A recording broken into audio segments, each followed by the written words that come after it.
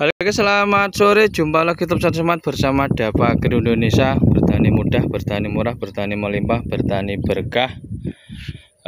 Setelah beberapa hari, beberapa bulan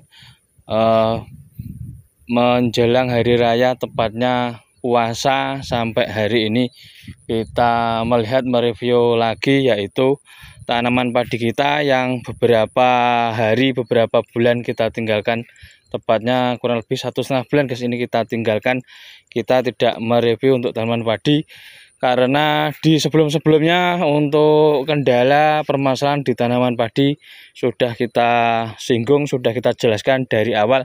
Karena areal kita kebanyakan yaitu tanaman padi.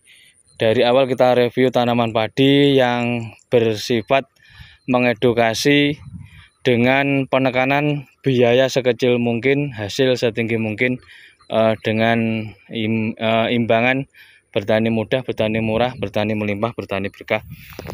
Dimana karena di pertanian ini banyak hal-hal yang bersifat penambahan biaya, namun hasil dipastikan hanya itu-itu saja. Maka dari itu kita membuat edukasi yang seringan mungkin untuk biayanya, namun hasilnya setinggi mungkin, minimal tinggi, tidak begitu muluk-muluk. Yang penting sudah indikasi ke arah profit ataupun menguntungkan di dunia pertanian, khususnya padi dan tanaman horti pada umumnya, yang kita rangkum beberapa tanaman yang cocok di daerah terutama untuk melihat tanah-tanahnya. Untuk daerah Madun sekali karena kebanyakan lahannya berair, kategori tanahnya lempung, juga sedikit berpasir, cocok sekali untuk lahan-lahan padi yang kita tanam seperti ini. Ini memungkinkan karena tanahnya sedikit air sudah jenuh, sudah penuh menyimpan air, berbeda dengan daerah-daerah pasir yang kebanyakan di sekeliling Gunung Merapi, mulai dari Kabupaten Kediri dan sekitarnya, yang kebanyakan berpasir, yang cocok untuk tanaman hortikultura. Nampak seperti ini. Kita ulas sedikit masalah varietas kita. Kebetulan ini kita lihat sudah diperkirakan 20 hari lagi guys, ini menjelang panen. Ini tadi pagi kita semprot yang terakhir, dikarenakan bisa dikatakan ada yang emping hijau, ada yang emping kuning. Ini mendominasi, dikatakan emping hijau aja guys ini, karena masih terlihat daunnya yang sehat, daunnya yang menghijau, yang perlu nutrisi. Ada beberapa yang seperti ini baru biah. Ini ada bulir-bulir bunga padi seperti ini.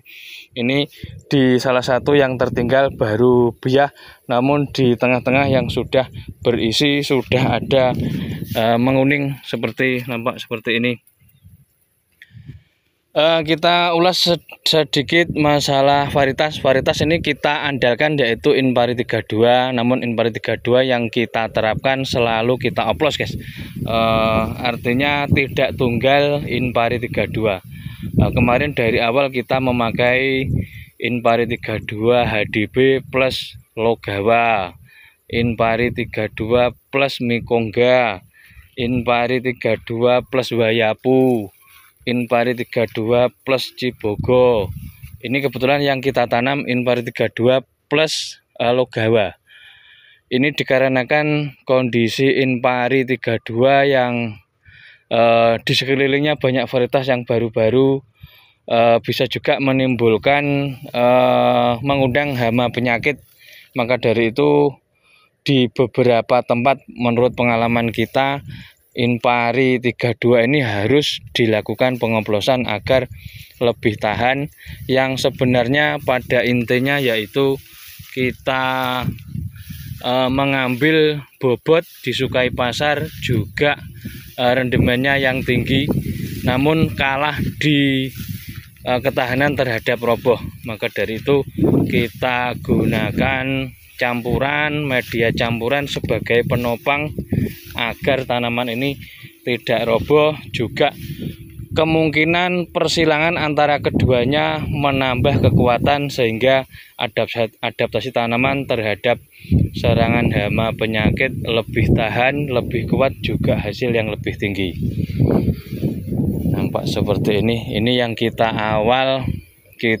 aplikasi awal kemarin, mulai dari herbisida pratumbuh, setelah tanam, setelah garu, kemudian beberapa waktu, berapa hari, tepatnya 25 hari ke atas, kemarin kita review tentang herbisida paraquat dichlorida yang kita memakai corong.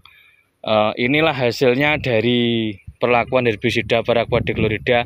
Nampak juga tidak ada efek karena corongnya yang kita modif, sehingga jika dibandingkan dengan tenaga manual, juga herbisida yang tidak ada efek, artinya herbisida yang selektif di padi kebanyakan tidak mempan.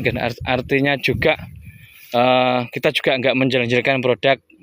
Kebanyakan yang kita terapkan menguning beberapa hari, kemudian akan tumbuh lagi, terutama menjelang emping hijau, emping kuning seperti ini, yang nanti pasti terlihat rumput-rumput yang baru lagi.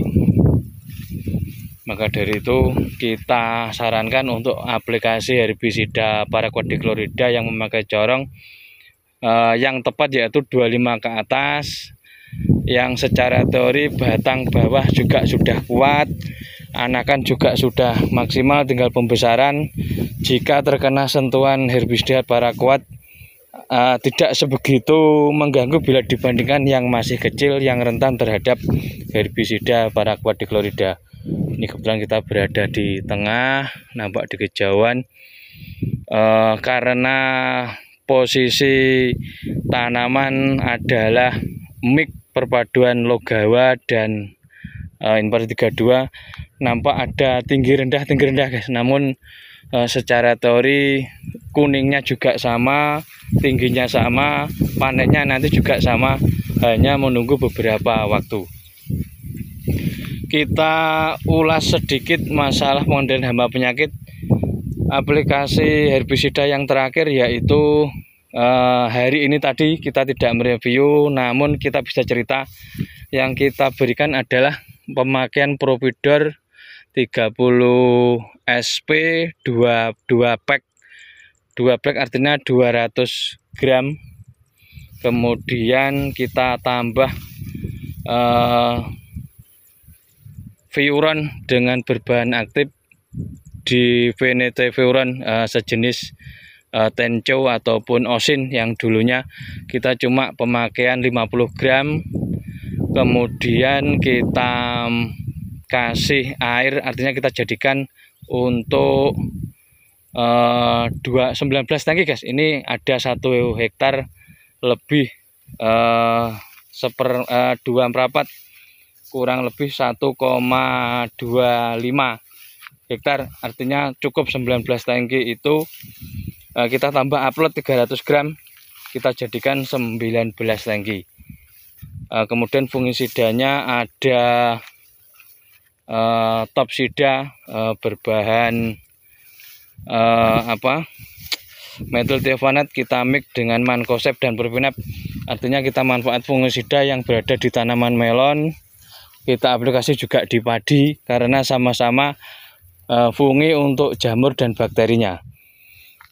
Kita kondisikan sama 5 sendok per tangkinya. Kemudian untuk insektisidanya kita ambil 1 takar per tangkinya yang sudah kita larutkan di dalam timba yang seperti biasa pada umumnya. Hanya itu saja yang kita perlukan. Ini disarankan detik-detik akhir panen kurang lebih 20 hari ini intensitaskan untuk hama yang berbasis wereng guys. Artinya untuk wereng ini jika digunakan pasti bisa untuk mengendalikan hama yang lain seperti walang sangit, juga penggerek batang.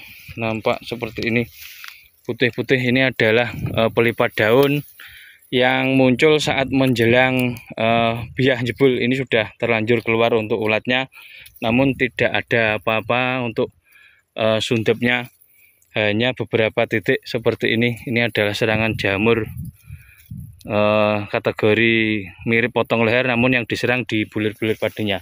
Tapi alhamdulillah aman, di tengah-tengah juga menguning.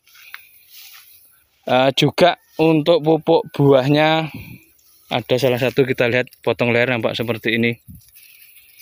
Kita cabut di leher tangkai ini menghitam, ini adalah serangan dari blas daun, juga blas batang. Ini kebetulan saat keluar male yang berada di tangkainya, nampak seperti ini.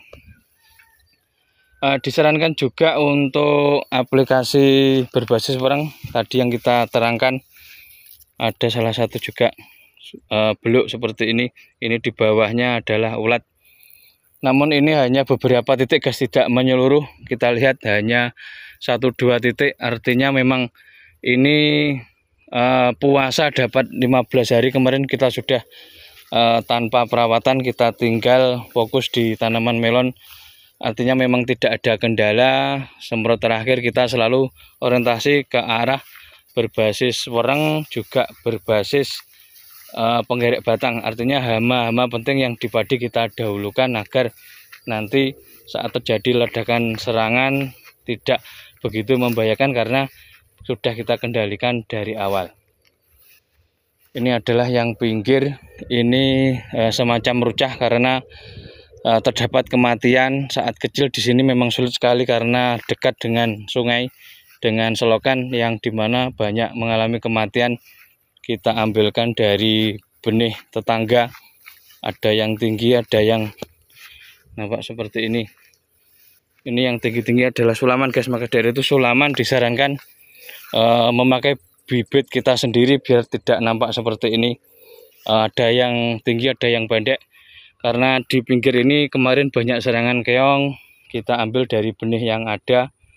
Meskipun dalam beberapa hari nanti kita tunggu panennya juga akan sama. Yang tinggi-tinggi adalah benih dari tetangga, bukan dari milik kita, namun kita masih bisa menjaga populasi karena nantinya kita akan jual di pengepul gabah, tidak untuk benih. Kurang lebih gitu guys untuk penjelasan akhir semprot saat empeng hijau atau empeng kuning. Kondisikan berbasis wereng, juga penggerek batang, juga anti potong leher. Tak lupa kita ini nanti kita pemakaian JK selalu kita pakai saat umur 55, artinya 25 ke atas sudah kita pakai JK dengan pemakaian 5 sendok makan per tangkinya. Bisa di googling khasiat JK dan pupuk JK apa, bisa dilihat, juga bisa diperjelas di googlingnya. Kurang lebih gitu guys untuk review hari ini. Artinya tetap kita kondisikan, terus kita pantau untuk review yang dari awal sampai akhir, sampai menjelang panen. Sampai gitu guys, makasih.